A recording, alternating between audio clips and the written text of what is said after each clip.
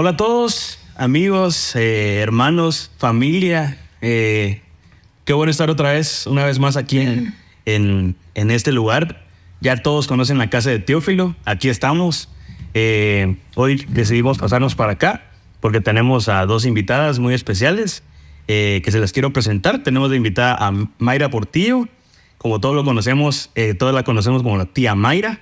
De cariño le decimos tía Mayra. Es una persona muy amorosa que se ha ganado el corazón de todos. Así que le decimos tía Mayra como que de verdad fuera nuestra tía. Lidia trabaja directamente en el ministerio de mi hermano Marvin y pues va a estar aquí con nosotros compartiendo. Qué gusto tenerlas aquí, de verdad. Gracias. Bienvenidas y qué bueno que cada vez están sumando más personas a esto. Y vuelvo a repetir, lo repito que creo que todos los videos, este espacio está abierto para que ustedes vengan acá a compartir con nosotros del Señor, de la palabra, de la Biblia, y que eso es lo que estamos haciendo. Escríbanos si ustedes tienen alguna duda de algún tema que quisieran compartir con nosotros. Háganlo, escríbanos y nosotros nos vamos a poner de acuerdo para poder organizar, ¿verdad? Pues bienvenidos, hermanos. Bienvenido, hermano, a su canal. Hoy vamos a tratar de igual manera como lo tratamos con nuestra invitada especial de la semana pasada, que fue Wendy Cubillas. Hermana Mayra, la tía Mayra va a tratar un tema. Con la libertad le va a hacer unas preguntas a Marvin Leo Vélez y vamos a ir aquí charlando al respecto y viendo qué nos provee el Señor por medio de su espíritu a hablar. Bienvenida, tía Mayra.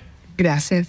La verdad que es un honor estar aquí y un privilegio enorme, y el poder conversar de tantas cosas que el Señor ha ido con los años revelando, pero que muchas veces no son tan amarradas, si se podría usar esa palabra, entre el pueblo del Señor. Y algunas hasta generan muchas dudas por el tipo de temas que religiosamente, siempre la religión que tanto daño nos hizo, como ya se ha tratado en este lugar, temas como la religión, eso nos sigue haciendo estragos.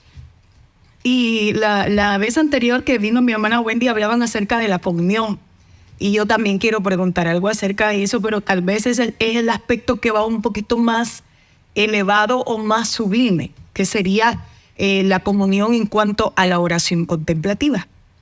Es un tema, hermano, siento yo que primero, religiosamente, no es tratado. Cuando hablamos de la cristiandad en general, este tema no es mencionado, porque nos enseñaron a una oración discursiva, a que el Señor, tenemos comunión con el Señor siempre y cuando tengamos esa unción, ese poder. Cuando hay milagros, uno dice, no, hombre, hoy sí que el Señor lo tengo. En la palabra, hermano, uno mira que el Señor a la samaritana, y Él muchas veces habló acerca de que tendríamos una fuente en nuestro interior fluyendo. Y aunque todos conocemos, hemos leído y hasta muchos predicado de ello, no para todos es una realidad.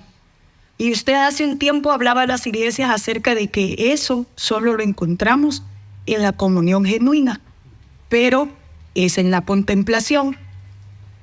Y me surgieron tantas dudas a raíz de esto y muchos hermanos también.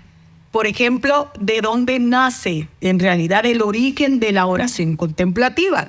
Es inevitable tocar el origen y creo que es ahí la raíz de por qué la cristiandad no toma en cuenta la oración contemplativa. Porque si remontamos los orígenes, pues ya sabemos de dónde viene. Entonces yo quisiera que usted nos explicara el por qué se ha perdido esto, de dónde viene y cuán importante es que el pueblo del Señor de verdad aprenda a tener una comunión genuina.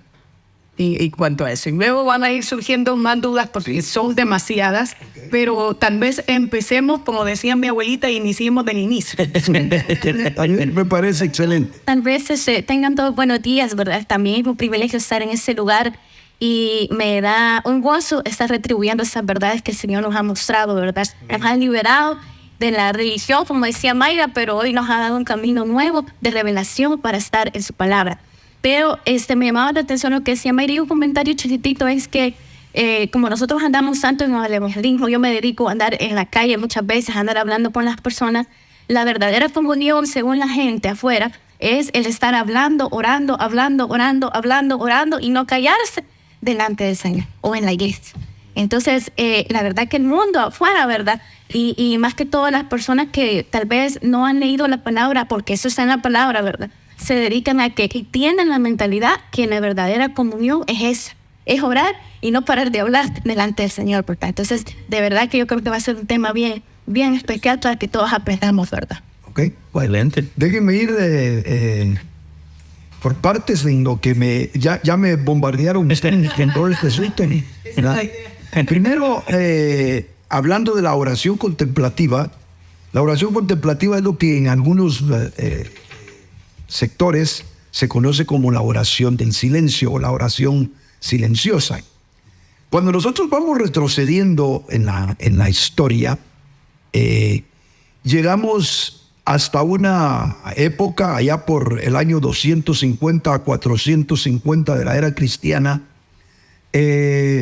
donde nació el movimiento monástico que ahora lo conocemos, donde empezó realmente ese sentimiento de algunas personas de apartarse radicalmente de la vida para procurar encontrarse con Dios. De hecho, hay un hombre que es como decir el fundador, por decirlo, de ese movimiento, que es San Antonio Abad.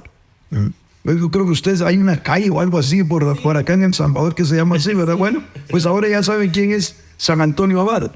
Él fue el que le dio, digamos, como la forma a ese movimiento que se conoció como los padres del desierto. Si nos vamos entonces nosotros retrocediendo en la historia, tenemos que llegar a ver que estas personas fueron las que empezaron a tener una práctica ascética, dejando muchas cosas de la vida natural, el trabajo natural, las relaciones sentimentales y tantas cosas más, con tal de encontrarse con Dios. Y obviamente sí se encontraron con Dios. Lastimosamente le metieron tantos aditivos a su búsqueda que se llegó a creer que la vida con Dios tenía que tener todas esas características. Y así fue como a lo largo de la historia, en el desarrollo ya del movimiento de la religión católica, la gente monástica cobró relevancia en este tipo de práctica y quedó exclusivo para ellos el tener ese tipo de encuentros con Dios. Entonces se convirtió en un sinónimo la oración contemplativa en yo puedo entrar a la contemplación siempre y cuando también tenga una vida monástica. Y eso hizo que se cerraran las puertas para que el resto de la gente no pensara en que también lo podía realizar. Así que en realidad, históricamente hablando, ahí podemos nosotros ver el resurgimiento de la oración contemplativa. Pero el verdadero nacimiento a la luz del Nuevo Testamento, porque no podemos dejar lo que vivieron gente como David, que podemos tocarlo y platicarlo más al rato. No sé si me pudieras pasar una toallita, disculpa. Perdón, gracias, hermano. Si nosotros vemos el origen de la oración contemplativa, esta nace de la relación que los apóstoles tuvieron con el Señor. Dice un pasaje por ahí en Mateo, dice que el Señor escogió a 12 para que estuvieran con Él y para enviarlos a predicar. Entonces, el enviarlos a predicar es el trabajo que el Señor les puso. Pero lo que les dijo, lo que los llamó, fue para que estuvieran con Él. No precisamente para que platicaran con Él. No precisamente para conversar con ellos, no. Para que estuvieran con Él.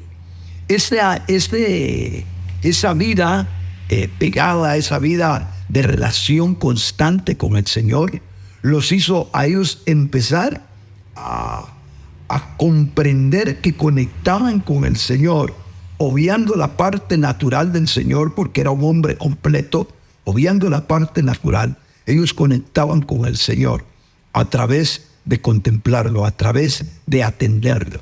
Es tal ese impacto que tuvieron los discípulos que aquellos que les permitió el Señor subir al monte de la transfiguración, uno de ellos, el famoso Pedro, le dijo al Señor: hagamos aquí 3 enramadas, una para ti, otra para Elías, otra para Moisés, y nos quedamos aquí, ¿verdad? En esa contemplación que él tenía, porque vio cómo el Señor se transfiguró delante de ellos.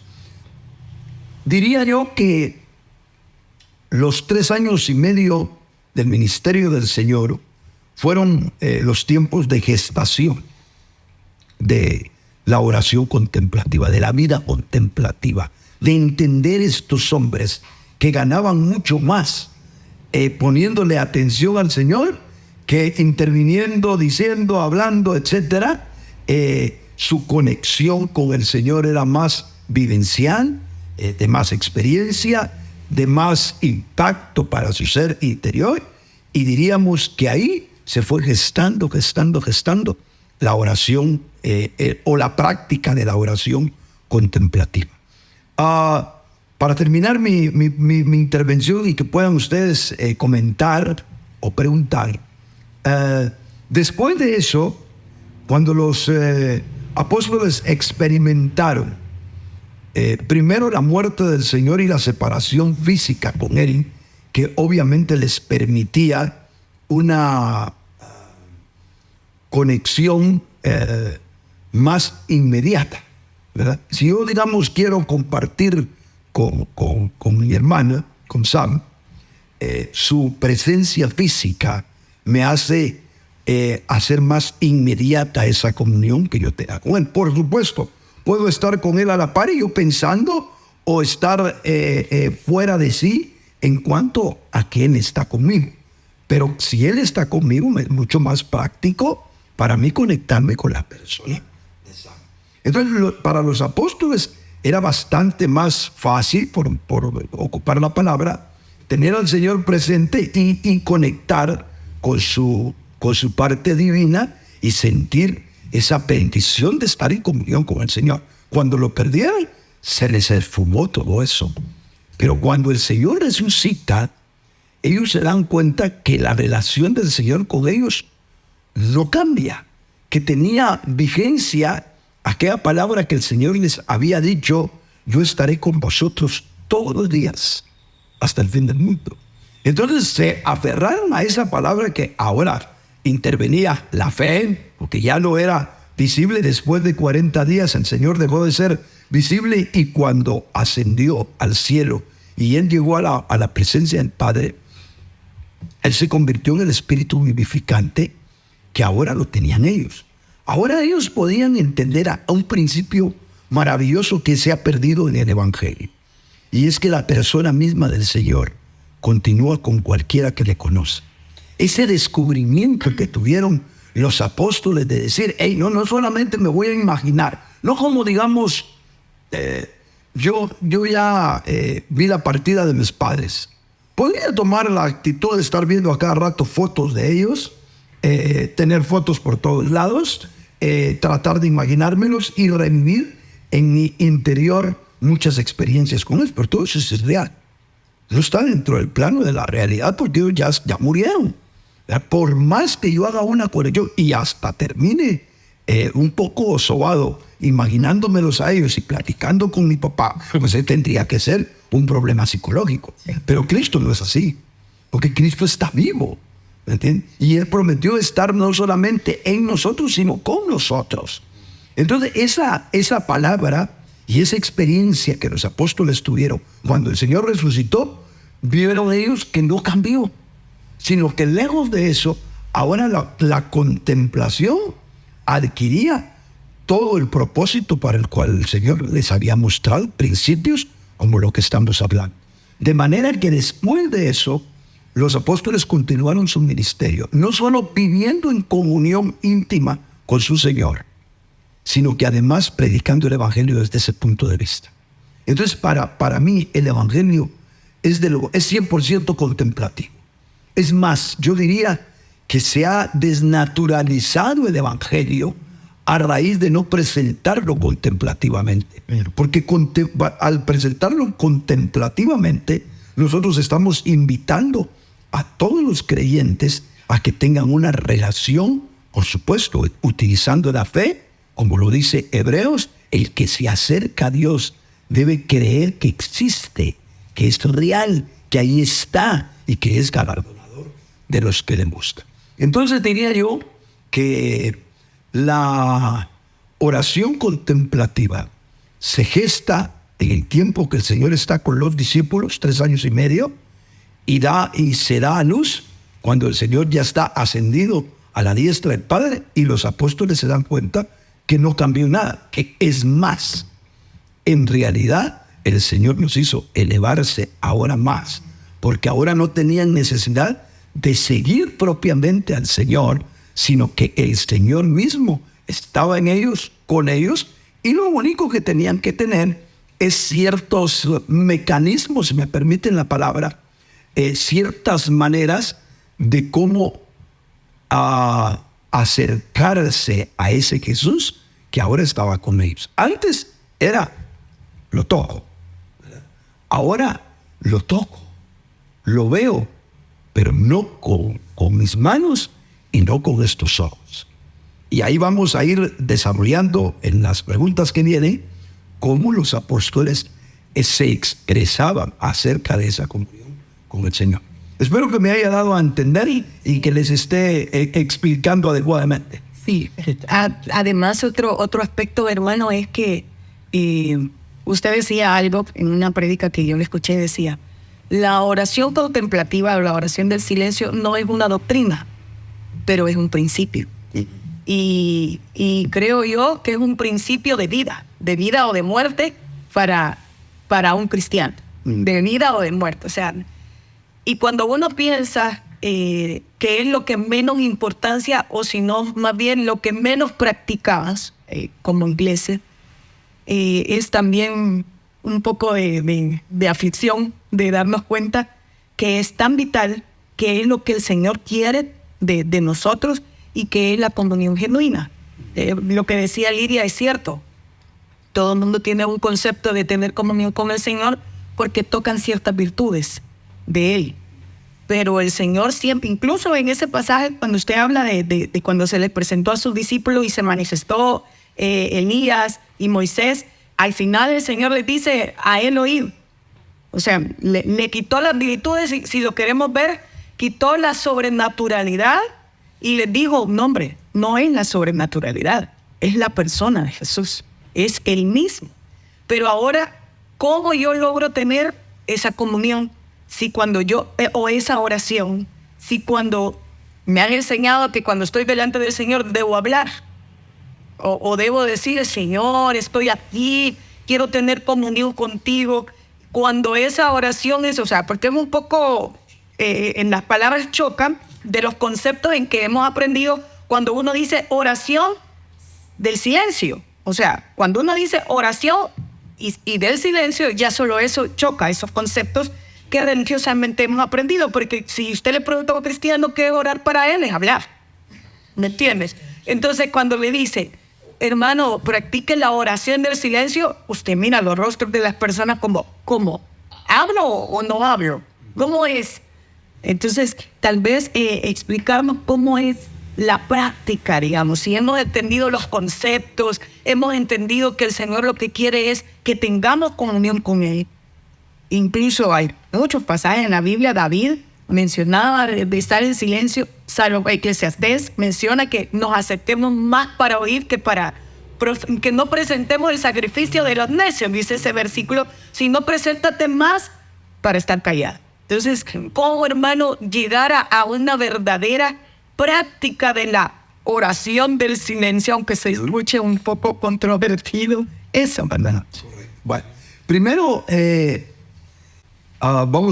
pedimos disculpas que tuvimos una interrupción, así que en el video hay un pequeño corte, pero vamos a tratar de continuar para responder a mi hermana Mayra lo que me estaba abordando. Te decía de que Yo veo un conflicto y que, como siempre, ¿verdad? Cuando las verdades de Dios pasan por manos de los sistemas religiosos, siempre va a haber una degeneración de las verdades del Señor. En el caso de la contemplación, los padres del desierto, como se le llama al inicio de este movimiento, pagaron un precio tan alto, eso sí es muy cierto, que le dieron a entender a los demás que esa era la forma de vivir contemplativamente. Eso lo mantuvo el movimiento católico porque le tenía cuenta, a raíz de que ellos mismos dividieron a todo el pueblo de Dios entre clérigos y laicos, entre los que son los especialistas de las cosas de Dios y los demás que son solo los fans, los que apoyan, los que calientan la banca, exactamente, los seguidores, los que le dan like a todo lo que los demás, ¿verdad? Entonces, bajo ese punto de vista, le tenía cuenta siempre a los sistemas religiosos mantener la hegemonía para siempre mostrarse los hombres de manera especial. Eso siempre ha sido así cuando cae en manos de la religión las cosas del Señor. Pero después entró la reforma. Y la reforma literalmente quitó la oración contemplativa por una sencilla razón. Era lo que más vinculaba a todos los monjes con ellos. Si ellos hubieran mantenido la oración contemplativa, en aquellos entonces los hubieran vinculado siempre con los curas, con los padres, con todo el sistema clerical de la época. Entonces ellos vinieron y dijeron, no, eso no es para nosotros. Y es más, en algunos sectores de las iglesias en el tiempo de la Reforma, se empezó a manejar la tesis de que el que dejaba de hablar, el que guardaba silencios en su oración, tenía el peligro de que los demonios intervinieran en sus pensamientos. Sí. Entonces no era bueno dejar la mente en blanco. Y yo sé que muchas denominaciones todavía, si no se dice, si no se enseña tan fehacientemente en la praxis de la doctrina, esa es la actitud que tienen, ¿verdad? De estar en silencio, cuidado, no se quede, hombre, en silencio, el enemigo le va a atacar y le va a meter cosas. Entonces, la tendencia... En blanco me decían, en esa mente que puedas dejar en blanco, es un campo abierto de demonios. Entonces era como que si te quedas así, vas a levantarte de ahí de la oración endemoniada. Y es lo que hizo que mucha gente, hasta hoy en día, en la oración discursiva, es un hablar de que no para, una letanía, hasta usando muchas muletas de nuestro léxico, con tal de mantener siempre la fluidez del hablar y las repeticiones y ese tipo de cosas que nosotros le vemos especialmente al mundo pentecostés. Es típico por esto, que de alguna manera se empezó a manejar en todo lo que fue la reforma. A tal grado que la contemplación, desapareció. Y ya hoy en día, de verdad yo quisiera encontrar un movimiento que no esté dentro del mundo católico, que reconozca la oración contemplativa como un principio bíblico. De verdad quisiera encontrar, aparte de estas personas, y hay unos contemplativos maravillosos, muy llenos del Señor, en el mundo católico, parte de ese grupo de personas que abogan por la contemplación. Me gustaría en el mundo que surgió de la Reforma, ver quiénes son los que todavía mantienen la posición de que la comunión más elevada del creyente es la comunión contemplativa. Entonces, eso era para poner respuesta a lo que me estabas preguntando. Déjenme ponerles un fundamento bíblico que me llamaba la atención a mí en Primera de Juan, capítulo 1, del 1 al 4. No lo voy a leer literalmente, sino que voy a entresacar algunas frases de esos versículos. Y ahí Juan dice, lo que hemos visto con nuestros ojos, oiga, lo que hemos contemplado, lo que hemos visto y oído, os lo anunciamos. Entonces, el mensaje de Juan, él mismo dice que está precisamente, permítanme, vamos a poner el silencio acá. Ok. Que el mensaje de él está fundamentado en la contemplación. Porque dice, en base a lo que nosotros hemos visto, hemos oído. No dice en base a lo que aprendimos. Es lo que a mí me sorprende, que el fundamento del mensaje no es lo aprendido. Por eso el fundamento del evangelio no está basado en las doctrinas. Y no nos equivoquemos, hermanos, que las doctrinas son importantes. Tan importantes como la ropita que le ponemos a nuestro niño, a nuestro hijo. Sí, pero si no tenemos hijos, ¿para qué tenemos ropa? Entonces, si nosotros no tenemos la vida del Señor, no tenemos la experiencia, no tenemos la vivencia, no tenemos la comunión con Él, ¿para qué las doctrinas? Las doctrinas tienen sentido para cubrir la experiencia, pero no para otras cosas. Entonces, Juan dice lo que hemos visto, lo que hemos oído, lo que aprendimos en esa relación con Él. Eso es lo que nosotros les anunciamos. Entonces, no es que no van a dar un mensaje los apóstoles, es que van a hablar sobre el fundamento de una vida relacional y no de una vida doctrinal. Eso es algo importante que nosotros lo debemos de ver a la luz de la Escritura. Y en 1 de Pedro 1, 7 al 8, dice que nuestra fe debe ser hallada en la revelación de Jesucristo, amándole a pesar de que no le miramos. Eso es lo que dice el pasaje. Que nuestra fe sea hallada en la revelación de Jesucristo, a quien le amamos sin haberle visto. Entonces, definitivamente la contemplación es un principio maravilloso que nos eleva a nuestra comunión con Dios.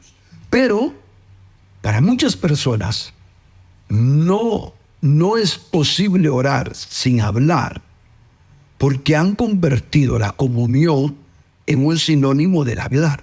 No, la comunión es una comunicación entre ambas partes, y la comunicación aún entre nosotros, los humanos, no se da solo a nivel lingüístico. Es más, los expertos dicen que en nuestra comunicación nosotros hablamos el 70%, o mejor dicho, a ver, lo voy a repetir. El 70% de nuestra comunicación es a través del mensaje corporal y el 30% es del mensaje lingüístico. Entonces, nosotros mismos acá nos estamos hablando. Tú me estás hablando en este momento con todos tus gestos, con tus ojos, con tu mirada, con asentar la cabeza, con la forma de poner tus manos, con todo. Me estás hablando. Sí. Y por esa razón me invitas o bien a callar o me invitas a seguir. Entonces hay una comunicación. No solamente lo auditivo, lo lingüístico, las palabras, es la comunicación que tenemos a nivel nuestro.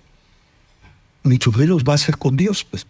No nos confundamos que pensemos que no entramos en una relación con Dios solo porque no hablamos, ¿verdad? El lenguaje auditivo es solo una de las muchas formas que hay de la comunicación.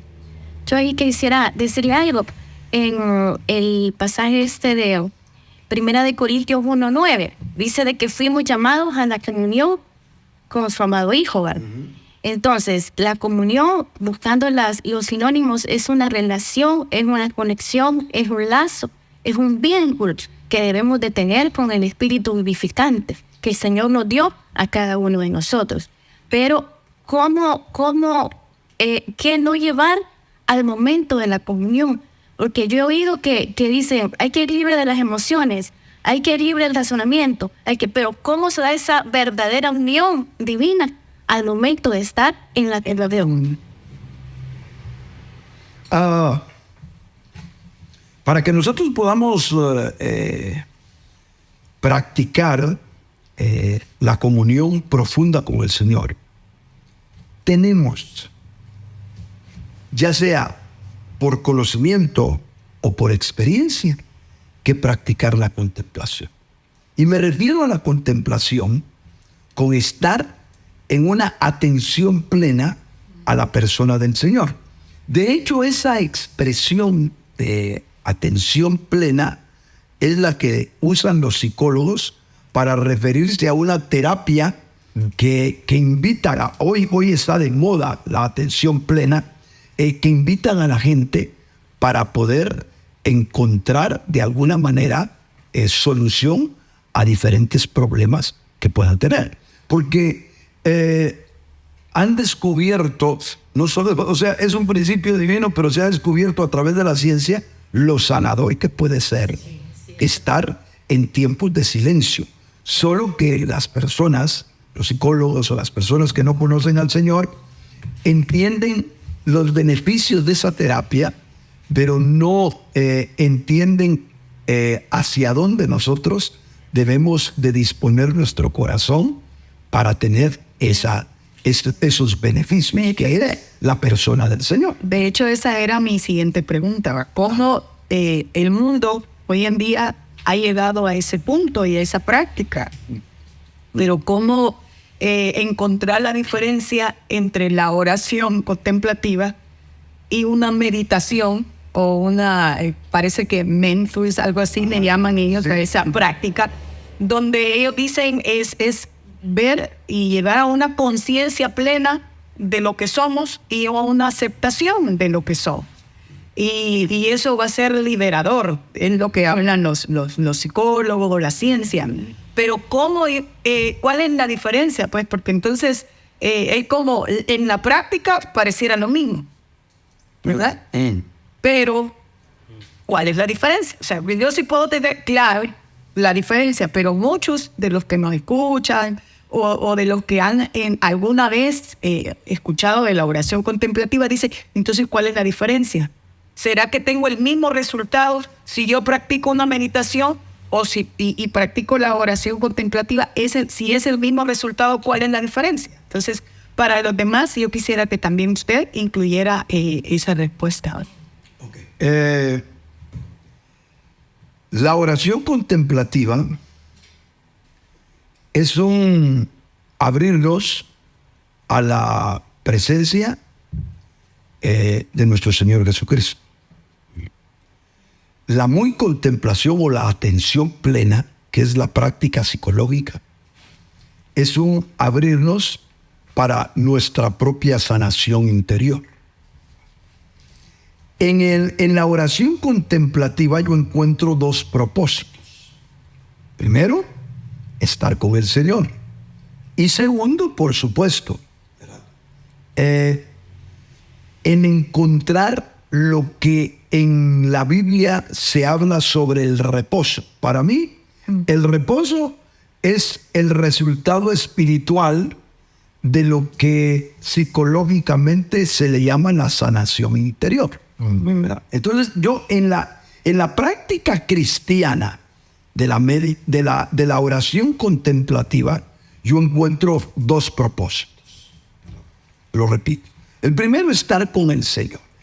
¿Qué nos beneficia estar con el Señor? Nos beneficia tener un espíritu abierto, tener una intuición, una conciencia y una voluntad férrea, fuerte, para con todo lo que el Señor nos demanda y con todo lo que el Señor nos quiere enseñar.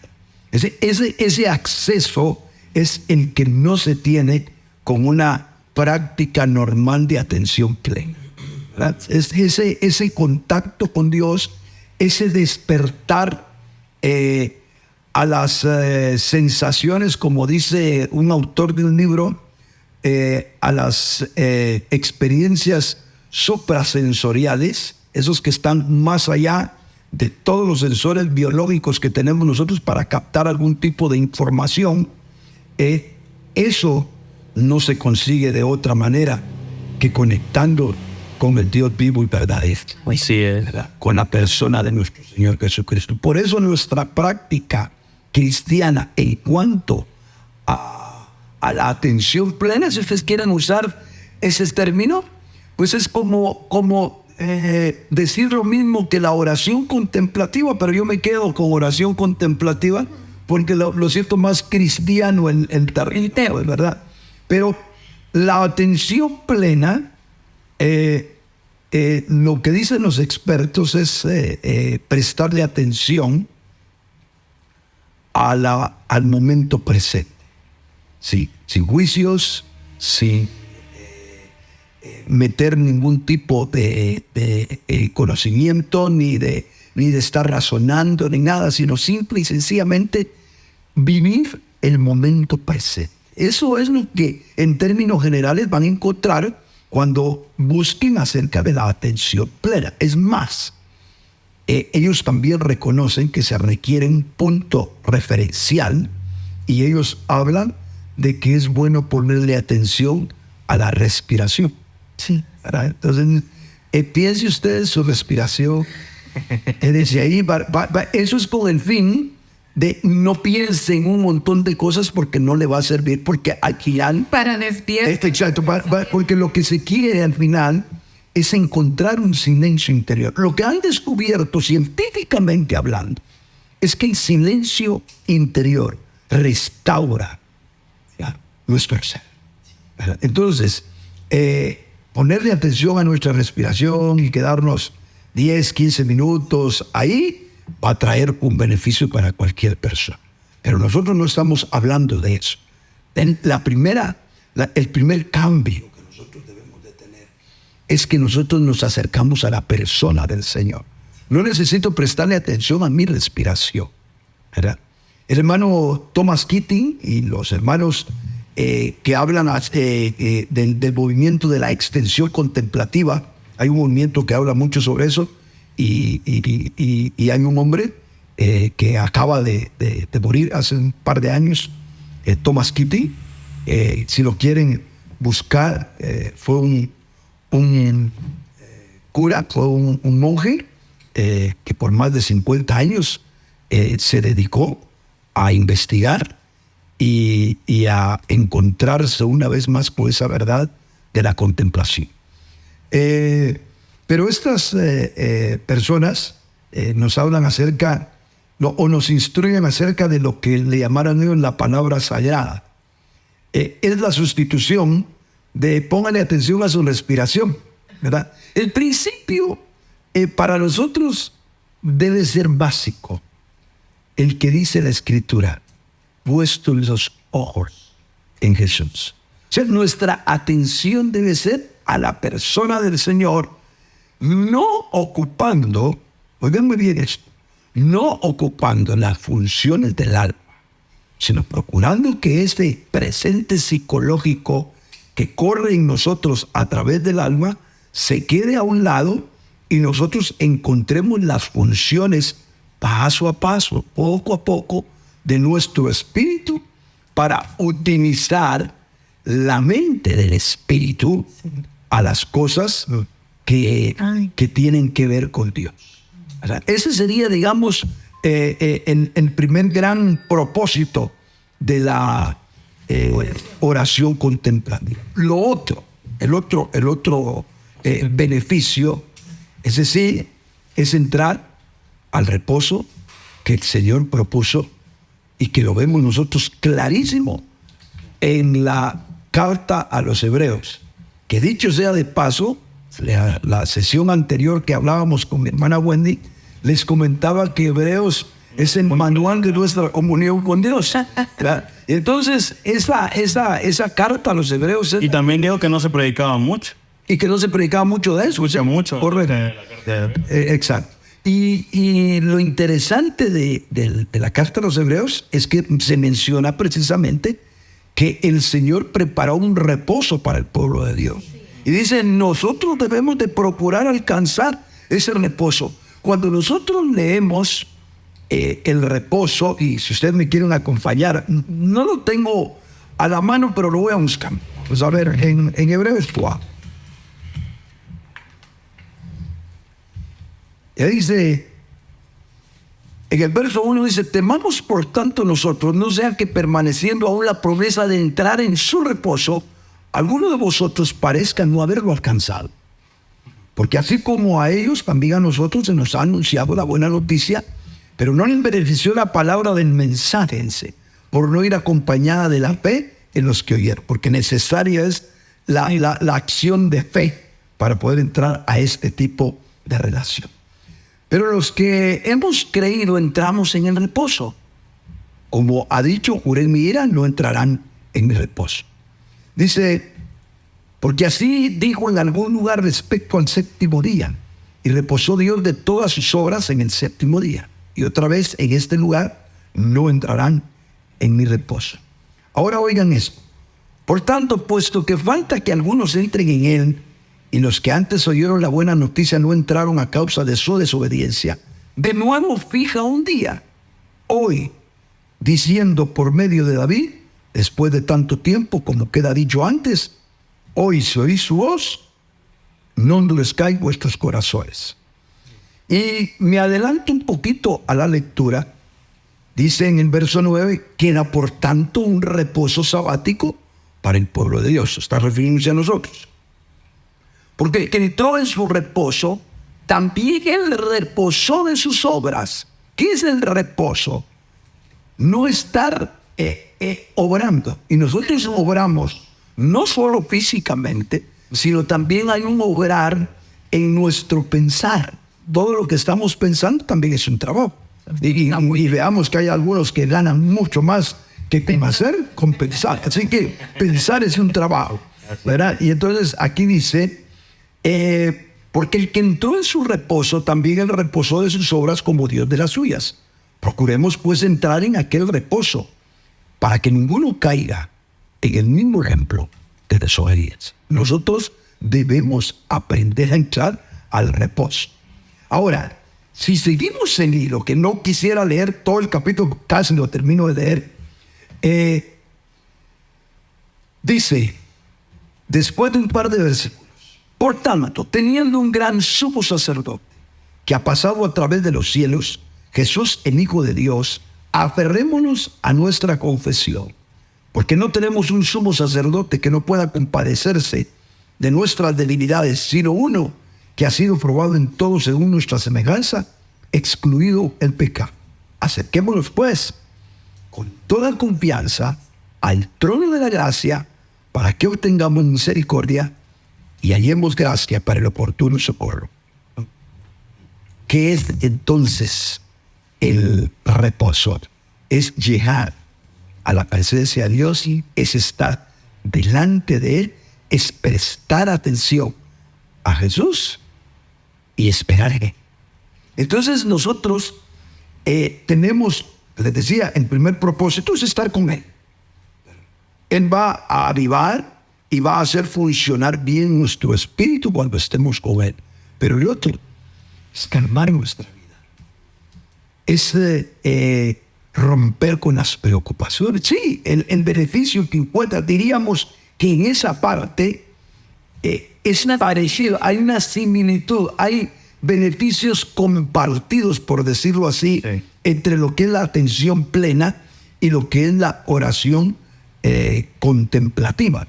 Con la única gran diferencia es que nosotros encontramos un reposo de naturaleza divina, mientras que otros encuentran un reposo siempre producto de su humanidad.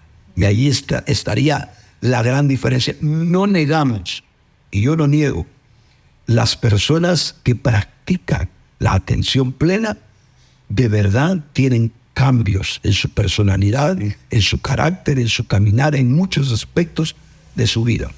Pero si a eso le agregáramos nosotros, para no hacernos diferentes, sino más bien conciliar las cosas, si a eso nosotros le agregamos que nuestra oración sea estar atentos a nuestro Señor Jesucristo, no solamente tendremos esos beneficios, ese reposo, ese descanso de nuestra alma, sino que además de eso, nuestro espíritu será habilitado por la misma persona de nuestro Señor Jesucristo operando. A mí me causa tanto gozo, de verdad, lo que estamos oyendo. Estoy regocijada en mi espíritu porque cuando vino Wendy entendí algo, pero hoy estoy entendiendo otro punto. Mi oración contemplativa la hacía inadecuadamente. Estaba realmente engañada por mis emociones y por Satanás, pues porque nos pone cosas a veces que no logramos entender. Pero yo, el remo para mí es el verso que dice que nos acerquemos y presentemos vuestras cargas con Él, con acción de gracia, vuestras súplicas y estemos delante del Señor. Entonces, para mí, tener una comunión con Dios era llegar y desbordar todo lo que yo tenía delante del Señor. Eso es todo lo que uno anda cargando, como decir, pero ahora veo con esto que nos está hablando, veo que es una consecuencia que nos pasa, que el Señor nos vaya liberando de lo que nosotros vamos sufriendo en nuestras emociones. Entonces, la verdadera unión con el Señor es estar con Él y no llegar, Señor, me pasa todo el día. Solo permíteme, pensando en lo que me estás diciendo, yo creo que van a haber muchas personas que pueden cometer uno de los errores que yo cometí antes, olvidarme de la oración discursiva. Sí. Y olvidarme de la oración discursiva es quitarle un montón de partes a la Escritura, como también olvidarse de la oración contemplativa. Entonces, hay un pasaje, pensando en lo que tú decías, dice, por nada estéis afanosos, sino sean conocidas vuestras peticiones delante de Dios con toda oración y súplica. No podemos negar que eso es un asunto discursivo. Entonces, hay una necesidad muchas veces de presentar nuestras cargas ante el Señor de una manera hablada.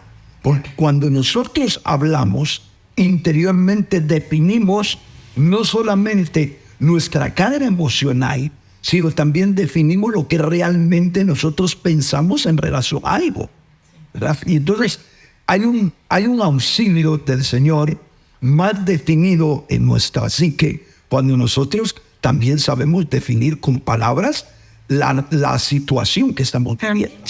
No podemos descuidar nosotros la oración discursiva, solamente que yo diría que la oración discursiva, y especialmente la nuestra, debe de estar motivada precisamente por lo que dice Pablo, por nada estéis afanosos. O sea, si a mí me viene una situación, mejor se la presento al Señor y le pido que me auxilie. Pero, ¿y qué de cuando no tengo una situación así?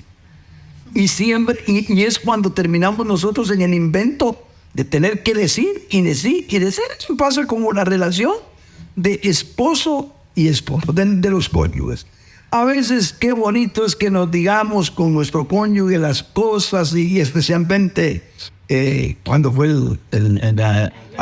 antier, especialmente el 14 de febrero, ¿verdad? Y que te traigo estas flores y que allá, entre esto y que lo otro, ¿verdad? Y se puede de momento a momento estar diciendo cosas, pero no necesariamente todo el tiempo se va a expresar con palabras el amor que tenemos para Dios. Entonces, hay momentos en los que con el Señor se debe de hablar. Y cuando estamos contentos, una forma de hablar con el Señor es alabanzas, ¿verdad? Esa sería, digamos, la manera más viable de expresar nuestra gratitud con alabanza, porque se puede repetir. Un día vamos a hablar de la alabanza también, ¿verdad? Sí,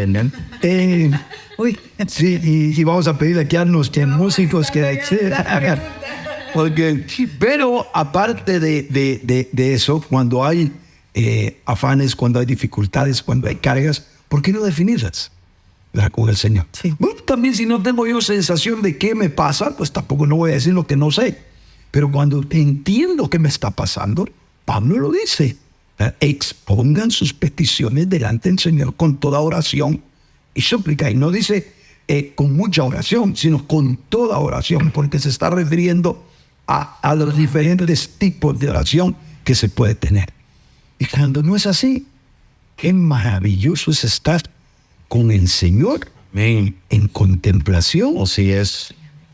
Con un testimonio profundo de saber que estamos con Él, a pesar de que las funciones y los receptores que usamos de forma normal a nivel de nuestra alma quedan desprovistos de algo, queda un testimonio profundo que está a nivel de nuestro espíritu de que nos está ocurriendo. Sí, qué liberador de verdad saber que este tipo de práctica tiene una base bíblica, ¿verdad?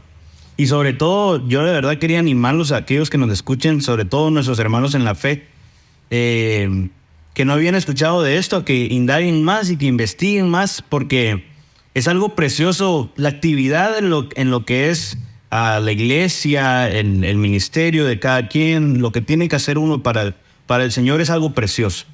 Pero como dice el hermano, no hay nada más hermoso que compartir con la persona del Señor y encontrar un reposo en ello. Sí. Y de verdad que me pongo a pensar en toda esta actividad que en algún momento religiosamente hablando, ¿verdad? Vivimos, ¿verdad? En algún momento pues yo pertenecía a una iglesia evangélica y de verdad que algo que se enseña mucho es la actividad, ¿verdad? El estar todo el tiempo, evangelismo, que alabanza, que está. De verdad que los niños, los adolescentes, los jóvenes, es algo exagerado en cuestión del activismo. Es un activismo exagerado. Pero qué precioso de verdad es poder descansar en el Señor, ¿verdad? Y que de verdad que es liberador escuchar la base bíblica que tiene todo esto. Y también, hermanos, abramos nuestra mente, ¿verdad? Ante este tipo de actividades, porque en lo secular, lo voy a decir por decir una palabra, en lo secular se habla muchísimo de esto. Hay muchas prácticas, ¿verdad? El yoga, la famosa catarsis. Hay un montón de actividades que reflejan básicamente este tipo de principios, que son principios del Señor, no son principios humanos. Todo este asunto del descanso. Yo, basado en eso, quisiera hacerle una pregunta como para poder explicarle a los que nos escuchan de mejor manera y que puedan entender un poquito más esta práctica. ¿Qué es en sí la práctica de la oración contemplativa? Hemos hablado de la raíz, hemos hablado de muchos asuntos, pero en sí, ¿qué es la oración? ¿Cómo la practicamos? ¿Cómo orar contemplativamente? Sabemos que es el yoga, por ejemplo. Hay mucha información sobre la catarsis. Yo he escuchado, no sé por qué últimamente he estado escuchando mucho el asunto de la catarsis, pero al final son principios bíblicos que allá afuera les están dando un montón de nombres, ¿verdad? Por la fama que es ahora ser ateo y todo este asunto. No quiere decir que no sea un principio bíblico y que también la conexión que se encuentra en todas estas actividades y la conexión que mucha gente encuentra allá afuera es una conexión espiritual con Dios. Que no le quieran poner, que no quieran reconocer que eso es, al final es una conexión directa con Dios. Pero en sí la práctica, ¿cómo se practica esta oración para que los que nos están escuchando sepan? Ok, bueno, voy a darle mi punto de vista con respecto a esto, ya que tocaste en gran parte lo que la gente hace afuera. Yo quisiera conciliar las cosas, porque si a mí me preguntan ustedes qué sé sobre eso, no ha sido un libro, sino varios libros los que me he visto interesado en leer para aprender un poco más acerca de la práctica contemplativa o de la atención plena. Y me dediqué a leer libros que no tienen nada que ver con la cristiandad, sino libros de carácter científico, tampoco no cualquier cosa, sino procuré encontrar libros serios de gente a nivel científico que puede hablar sobre estas cosas.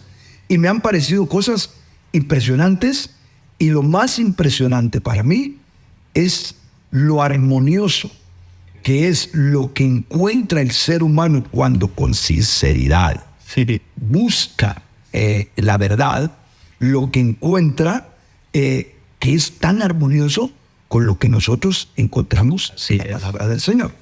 Entonces, cuando hablamos de la atención plena o de todas estas prácticas que se tienen, yo diría que es el mismo camino que nosotros debemos de encontrar para nuestra práctica contemplativa.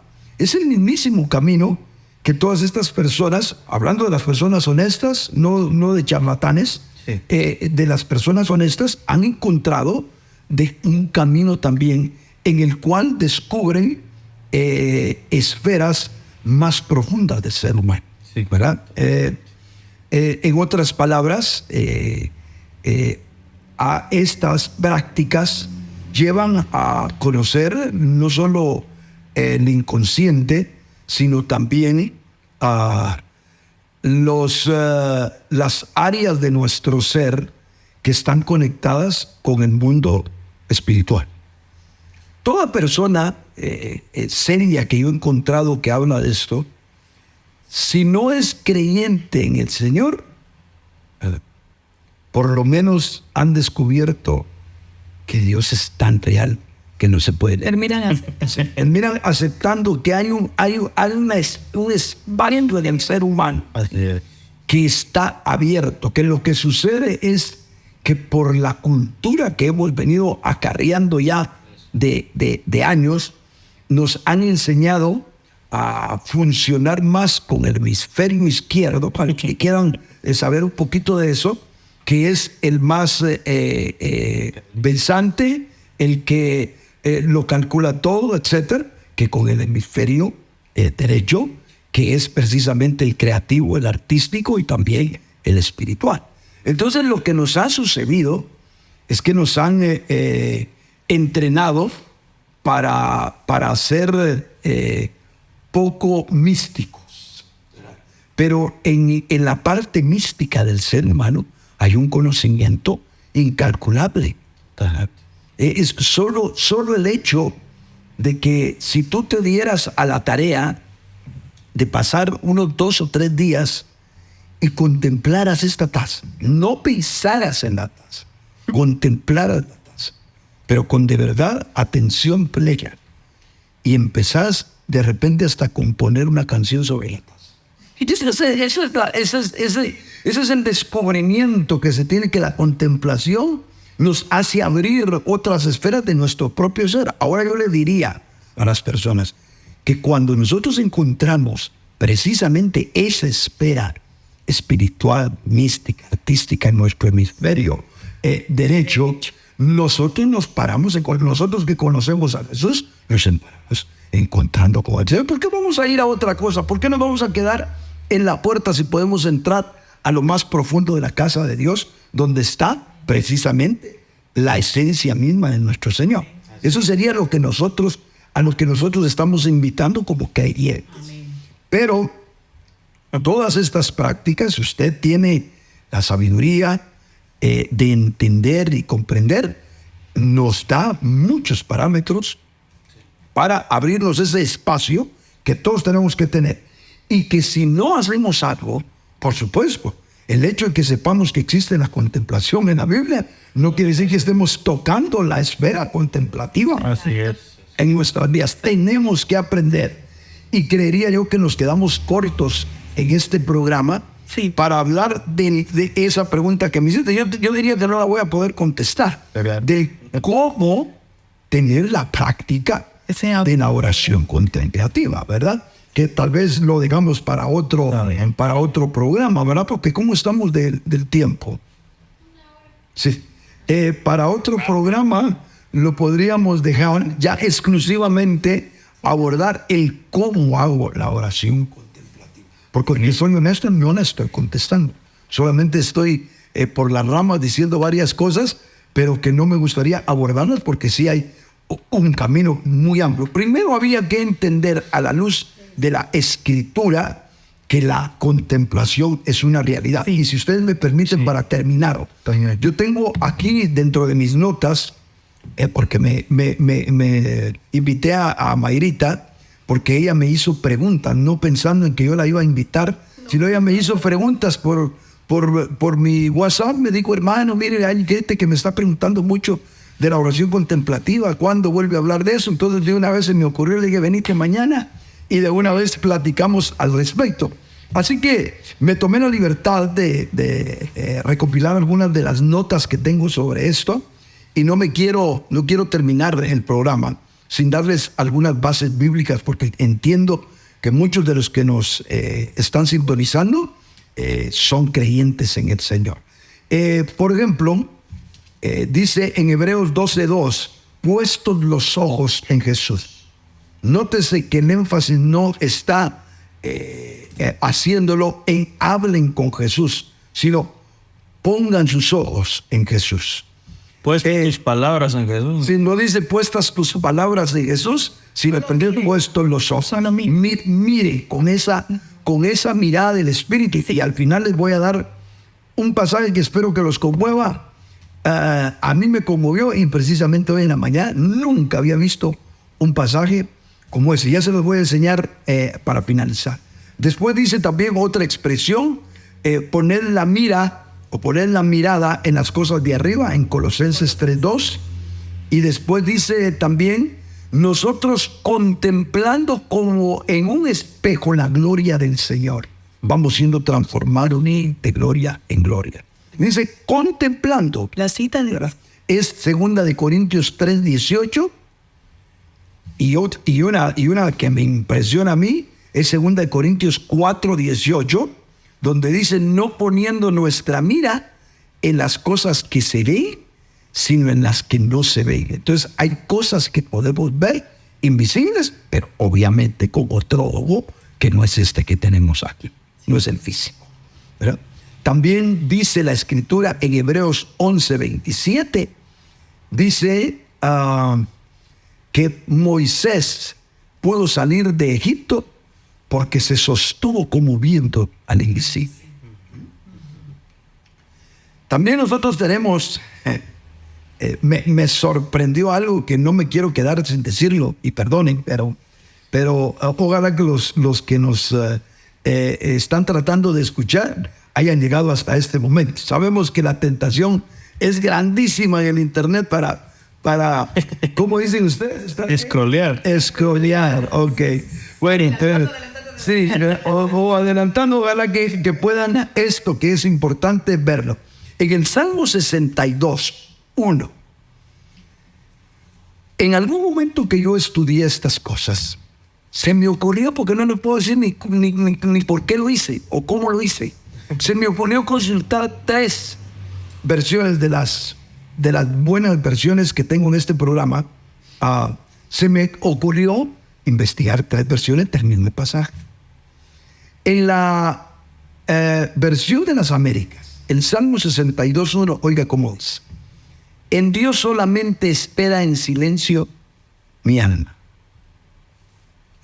En Dios solamente espera en silencio mi alma. El mismo versículo en la textual dice: solo en Dios se aquieta mi alma. Y en la Biblia de Jerusalén latinoamericana dice: solo en Dios encuentro descanso. Y a mí me sorprendió, porque me doy cuenta que cada una de las versiones tradujo como más creía conveniente el mismo texto. Y qué abarcador resulta este versículo en las 3 versiones, porque yo veo que nos invita primero al silencio, según las Américas. Nos invita a aquietar el alma, que es la forma en la que tenemos que practicar la oración contemplativa, según la textual, ¿verdad? Y nos invita al descanso, que es el resultado de la oración contemplativa, según la Biblia de Jerusalén. Entonces, es obvio que 3 versiones, 3 grupos de personas que tradujeron un mismo pasaje, encontraron en el pasaje diversas facetas de una experiencia contemplativa que nosotros nunca deberíamos de desatender en nuestra vida, para que se cumpla en nosotros lo que encontramos en la Escritura. El Señor está delante de mí, no seré conmovido. Qué hermosas palabras las del salmista cuando dice esto. Dios me los bendiga. ¿Bien? Si quieren decir algunas palabras para despedirse, tía Mayra, que es nuestra invitada especial hoy. Gracias. No, de verdad que gracias por ampliarnos mucho más, y ahora vamos con mucho más deseos de practicar la oración. Y yo tal vez me atrevería a decir que la diferencia en lo que yo pude captar de todo lo que escuchamos hoy, para que nuestros oyentes sepan la diferencia entre la meditación y la oración contemplativa, es que la oración contemplativa para mí sería integral, porque habilita también nuestro espíritu, la parte de nuestro espíritu, y encontramos una conexión con nuestro Creador, ¿verdad? ¿Qué es lo que no logra la meditación? Sino más bien aquietar todo lo que es la parte del alma y el cuerpo, porque obviamente si estamos tranquilos en el interior, pues el cuerpo también va a recorrer, se relaja, ¿verdad? Pero qué lindo es encontrarnos, sobre todo en esto, con nuestro Creador, ¿verdad? Y sí, tal vez invitar a los hermanos que son de otras, tal vez, denominaciones a que puedan hacer sus preguntas, porque es tan fácil decir, eso es una doctrina del diablo, ¿verdad? Porque la base de la tomada fueron de X iglesia o de los monjes aquí, o lo están agarrando de los científicos y que no sé qué. Pero, hermano, es tan fácil meter el cuchillo, pero es difícil llegar al punto de estudiar y encontrarlo con una realidad que no se puede tapar con un dedo. Ojalá, hermanos, que esta bendición que nosotros tenemos de, por misericordia, la revelación del Señor, pueda alcanzarnos a cada uno de ustedes y llegar a este punto de encontrarse con el Creador, con aquel que de verdad sustenta y sostiene todas las cosas. Por igual ahora nosotros estamos aquí para decirles, hermanos, podemos contemplar a ese Señor, ¿verdad? Así que gracias, hermano, por permitirnos estar acá con ustedes en su programa. Y créanme que ahora nos hace falta la parte B, sí. Que sería cómo llevar a cabo la oración contemplativa. Amén. Sí, la verdad que gracias por haberme invitado. Fue aquí, fue hoy, pero la verdad que estoy agradecida. Estoy agradecida por la palabra que el Señor nos ha dado, y también porque se nos abre un poco el entendimiento, no solo a nosotros, esperamos que a los que nos estén oyendo también. ¿Para qué? Para conocer al Señor y tener una relación con Él. Saber que es una realidad la persona de Jesús en nosotros, ¿verdad? Y no solo muchas veces querer sus beneficios o sus virtudes o sus milagros, sino saber que Él nos da todo eso, pero lo más importante es llegar a conocer su persona y su realidad. Amén. Muchas gracias, y así estamos para la parte B.